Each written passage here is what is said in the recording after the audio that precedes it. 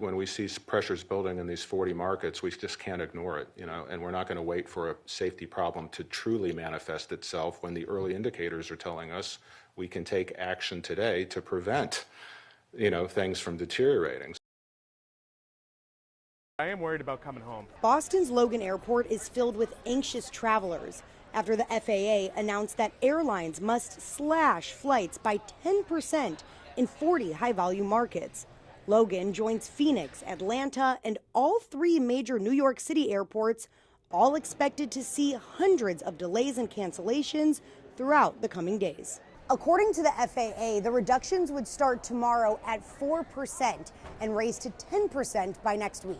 We are starting to see some evidence that fatigue is building in the system in ways that we feel we need to work towards relieving some of that pressure. They need to figure their stuff out. They need to figure their stuff out. Sean Horton is headed to Tampa to watch the Pats take on the Buccaneers. He's already making plans in case he can't make it home Monday. Enjoy the sun. Maybe get a bartending job, depending on how long I'm there for. Massport confirming they do anticipate delays and cancellations, adding, quote, "Our federal partners have continued to come to work admirably under challenging circumstances, and we remain in close communication with them as well as with our airline partners to minimize disruptions and keep passengers informed." But with no end to the government shutdown in sight, passengers are wondering what this means for the holidays. I live in Atlanta, busiest airport. I have kids traveling from New York, D.C., and Boston for Thanksgiving. I'm just hoping for safety, first of all, and timeliness.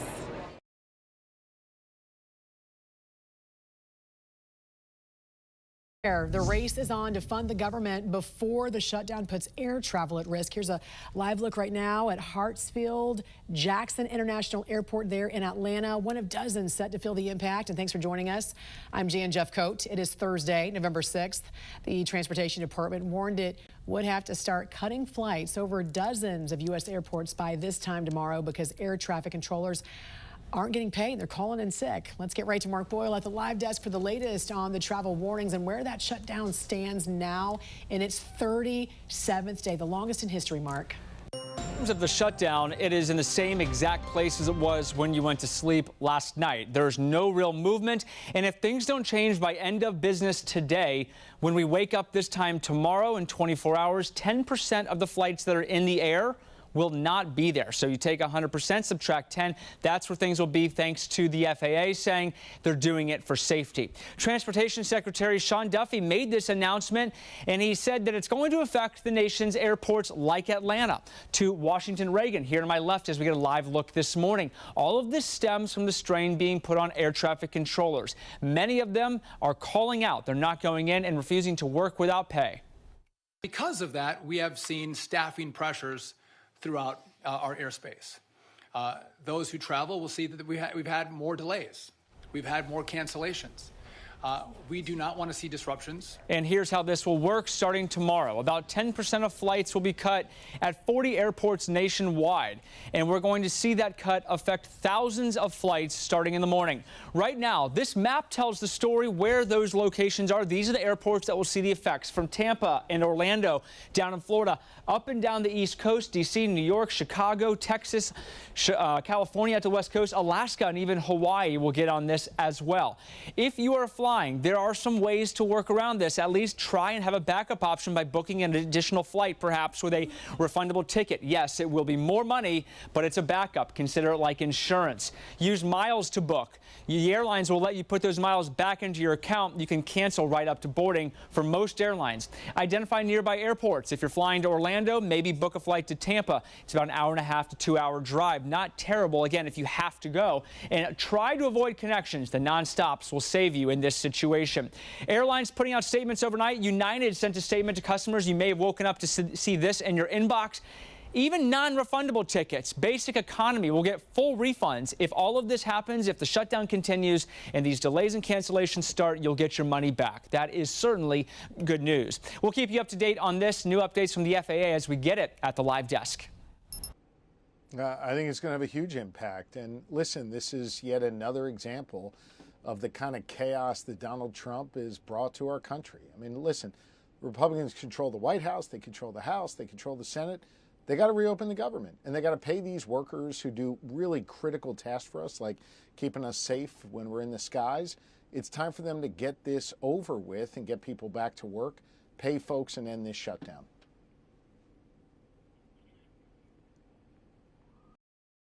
The impact here will be huge for the American traveler. The FAA says it will cut about 10% of flights at 40 major airports starting tomorrow. That's unless the government reopens. The reason? Air traffic controller shortages. FAA facilities report more than 400 of them since the shutdown began. They're not calling in sick. They're calling in saying, I don't have childcare today. What do you want me to do? A controller union leader says the need to address the strain on the system is urgent. The FAA agrees. And we're not going to wait for a safety problem to truly manifest itself when the early indicators are telling us we can take action today to prevent, things from deteriorating. An airline source says companies got about an hour's notice about the plan. Now they're scrambling to adjust their flights. United says it aims to keep hub-to-hub schedules normal, but the CEO of Frontier Airlines warns some passengers could get stranded. He suggests people flying Frontier within 10 days book backup tickets. Across airlines, passengers leaving tomorrow might not get much warning if they're affected. That's because the FAA initially declined to name the impacted airports. What the FAA is talking about here is equivalent to canceling about 4,500 flights a day. By my math, that's about 30% worse than the worst day for flight cancellations in the last year. I'm Amy Kiley reporting. In this church basement, an assembly line of volunteers prepares plates destined for the airport. They're going to work every day. At least this is one thing we can help them out with. And we're going to load these up. Daryl English is the regional president of the National Union representing Transportation Security Administration officers. You're awesome back here. On a crisp Monday morning, he and other union reps load up coolers, then drive an hour to deliver free meals to TSA officers at Chicago Midway International Airport. So we know that it's been a month now. Officers are struggling, so anything that we can do to help them out. They're going through a lot of personal and emotional stress right now. They're on top of their jobs. Amid the longest government shutdown in U.S. history, these TSA officers are in a holding pattern. They're essential employees, so they have to work, but they aren't being paid. In Houston this week, a major jam at security. Lines lasted up to 3 hours as some TSA employees called out sick. Top leaders in Washington blame each other. As every day goes by, I think the problem is going to only get worse, not better. I hope that Democrats come to their senses and end this shutdown. This is day 35 of the Trump Republican shutdown. Donald Trump and the Republicans cannot govern. Whose fault is this? Does it even matter? Well, at this point, it doesn't matter because at the end of the day, it's about who's going to help us get fed. So we're not trying to point fingers at it. We're just trying to bring people together. I felt like I was pushed into a corner. Roxy Knightley was a TSA officer until Friday, when she says she resigned. I tried to push through for as long as I could, but my lease is literally about to end within the next 2 weeks.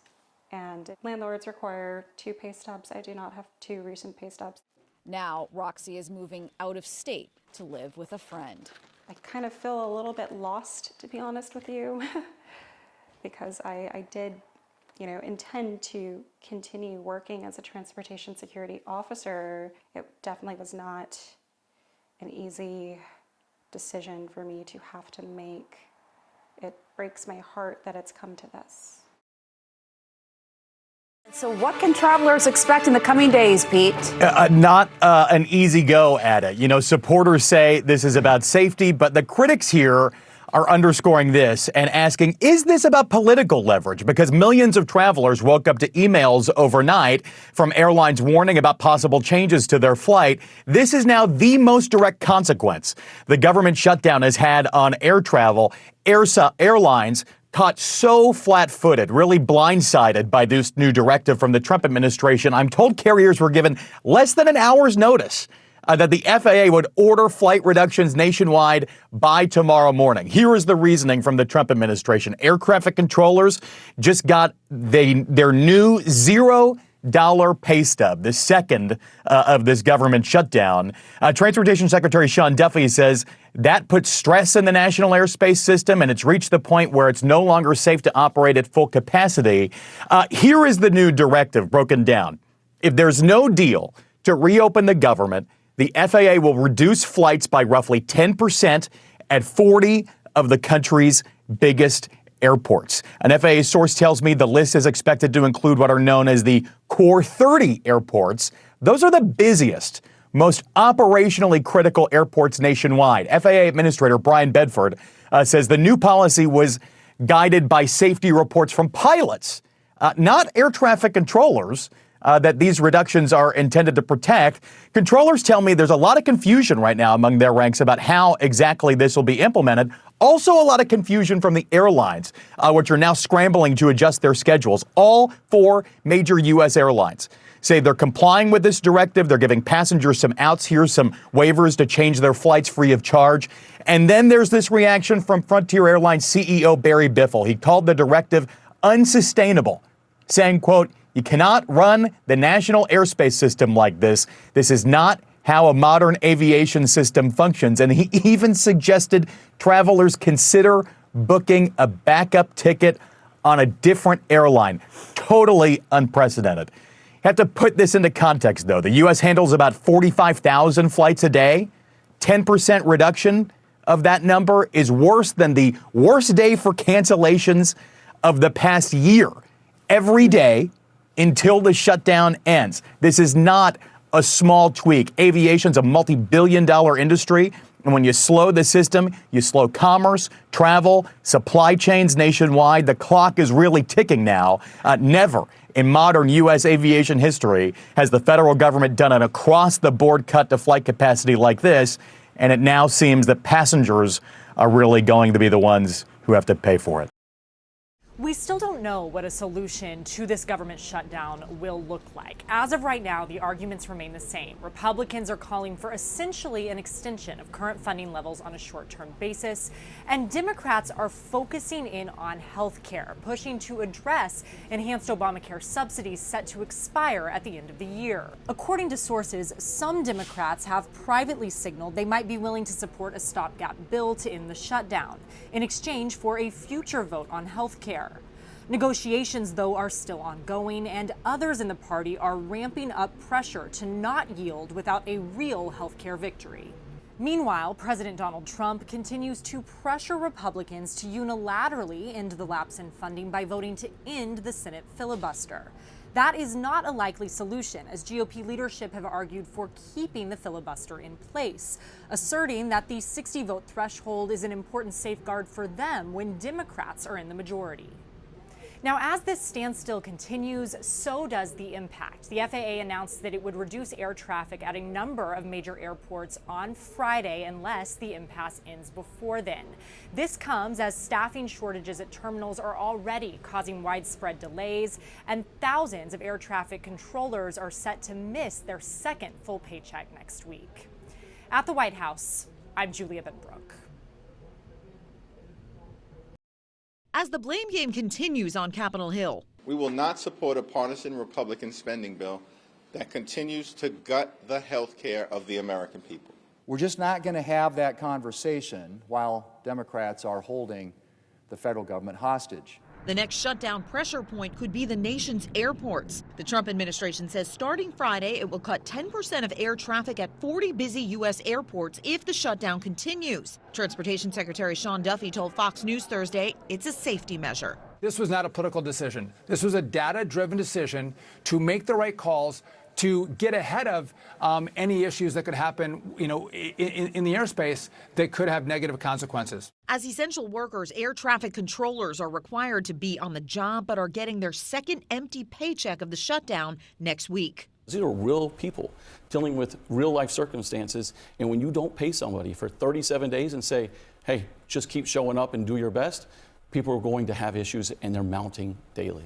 More than 5 weeks into the longest government shutdown in U.S. history, air travelers have already seen delays mount. As a traveler, it's very inconvenient for me, but I mean, if you're not paying people right, I completely understand. Some airlines waiving flight change fees ahead of possible disruptions. Meanwhile, the Department of Agriculture revised its guidance on SNAP benefits for November, giving some recipients a boost to their partial payments, but still not the full benefit they rely upon. In Washington, I'm Karen Kafa.